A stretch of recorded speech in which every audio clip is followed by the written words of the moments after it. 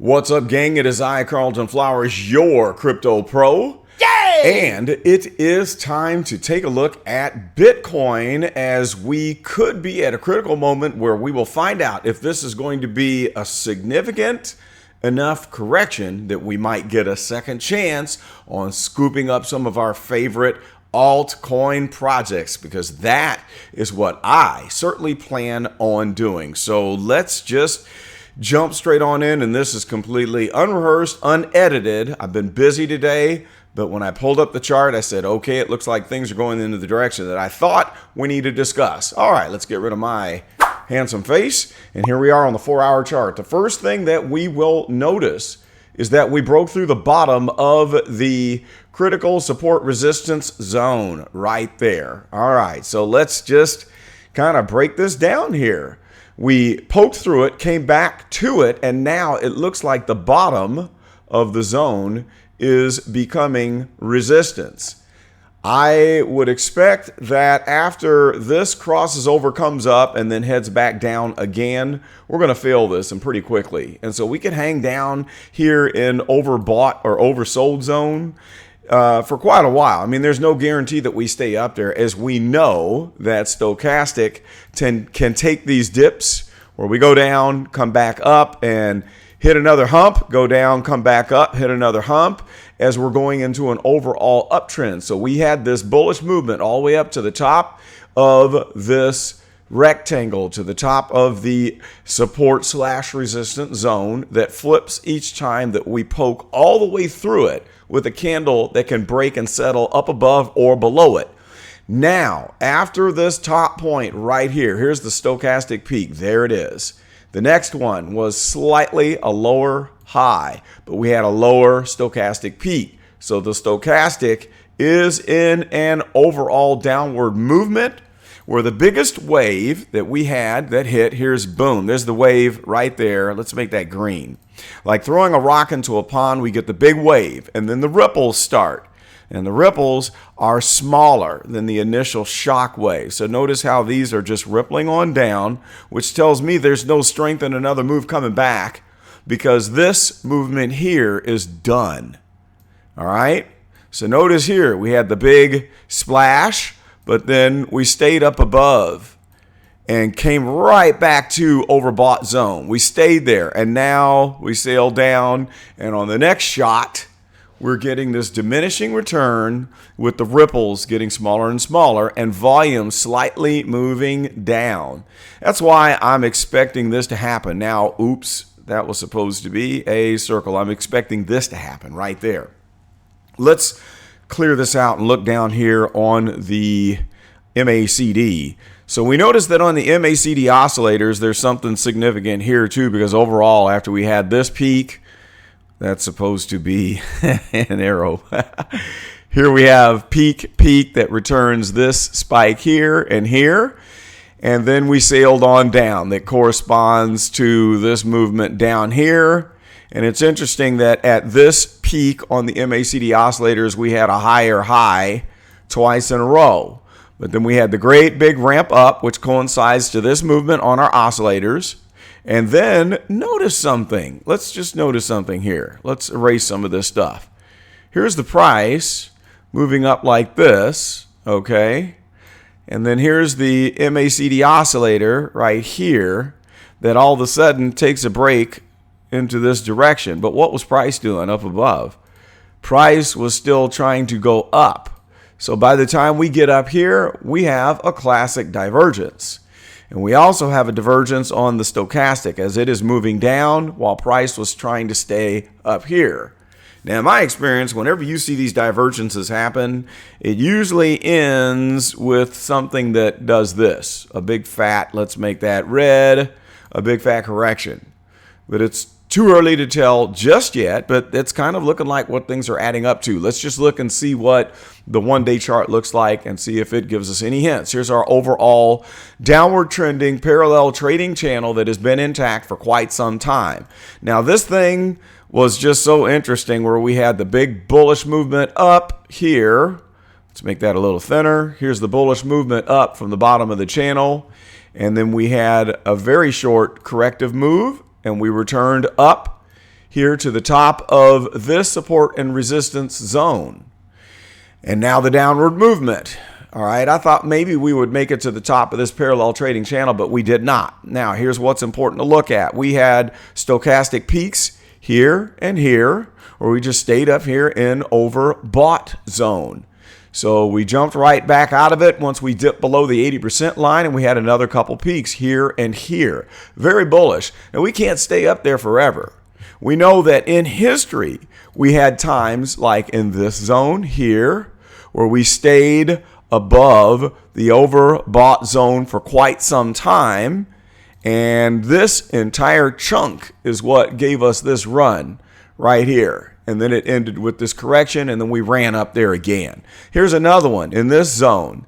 We stayed up for quite some time. I mean, look at this. We have 1, 2, 3, 4 peaks that took us up to this rise at around 42,000. That's amazing.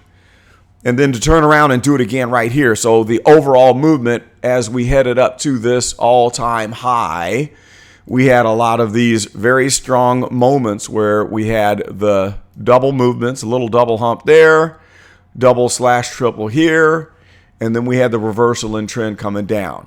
So here it is again, but this one was not able to get us to a higher high. Okay, so all we got out of this long period of time of staying in overbought was this higher high after this one. But what did we do? We did not take out the prior highs. So this one was taken out here, but we didn't make it there. And of course, we did not make it to the all-time high. So that's a pretty weak move. Where do we go from here? Well, it could be looking at the 50 or 200, at least the 200 EMA is what I'm hoping for. It could just be the 50 right here. Okay, and worst case scenario would be the point of control down here at about 33. This is a pretty good chunk of volume node here. I really don't see that happening, but it's possible. So let's scrunch down. Let's look down here on the MACD.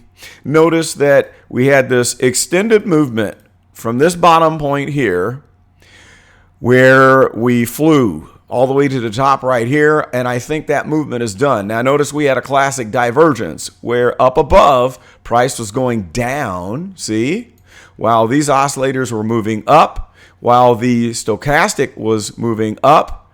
Well, it went back down and then headed up again, and then what did we get? A breakout to the positive side, to the upside. Now we could see the exact opposite. Chances of us staying in this overbought zone are getting pretty slim because this is about the same length of time that we saw in this bullish movement. Maybe we had the dip below it here where this one just stayed above it, and then it's about a little bit longer than this one. So I don't think that we're going to stay up here. We're going to have a move and a full cycle down at some point. So what I'm looking for is what price are we going to return when we get to this bottom cycle. It'll either be here in the thick of this volume node or maybe at the 200 EMA, the 50, or this support resistance zone where this 50 EMA is going to end up in that zone pretty soon here once the averages, once it pulls back the previous 50 days, the orange line will still be rising. So that could be the first point of bounce. Now let's go back to the 4 hour and look at these bounce points, and then we're going to be done. Now I'm going to highlight the parallel zone, and then we are going to get rid of the fill because we don't need it. So the background is off. There we go. Now I can see. And let's scrunch this up where we can see these things and pull in about this much into the visible range. I like about right maybe here. Let's go over here. We get a little bit more. That's better. You watch these things grow, and you can see when you're moving in the visible range if they're significantly rising or dropping, and they're not. They're just shooting out here as more data gets pulled into the range, and that's where you know these nodes are more accurate. All right, now I need to pull this out a little bit further. Let's give some length on these things so we are able to track them. Whoops, did that widen? I didn't mean to do that. Let's just undo there, and I'll get those later. At any rate, let's draw.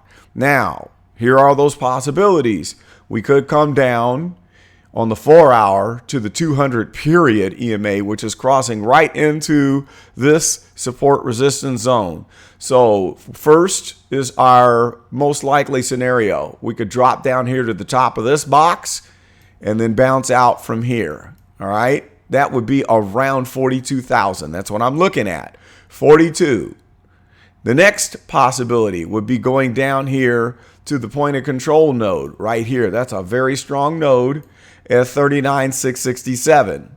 And if we fail that, here's another node below it at 38, and then the worst case scenario is sitting at 36. I don't see us going below this 36. I just don't. But there's a chance if we get an ugly September like we did last year, we could make it down here before we bounce out. An absolute worst case scenario with the least likely probability is coming down all the way to the node at 32,000. Now, we certainly will bounce out of there if that does happen. But I will be doing the DCA game. When we get down to this node and this resistance zone right here that lines up with this node, that's where I start to buy. If we fail that, I continue to buy at this node and then at this node. If it fails that, I buy all the way down to here.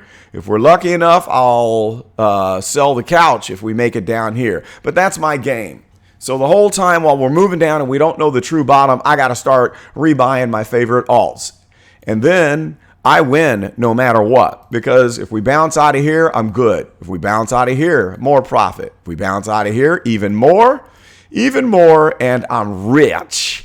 I am rich if we jump all the way down to here and bounce out. So that's my strategy. Let's keep our eyes on this. Let me know what you think of which one of these zones that you believe will bounce out of. What is your prediction? What are your thoughts about the rest of the month of August moving into September? Will it be like what we saw last year with that bloodletting? I'd love to hear your opinion. That's all I got. This is Carlton, and I am out.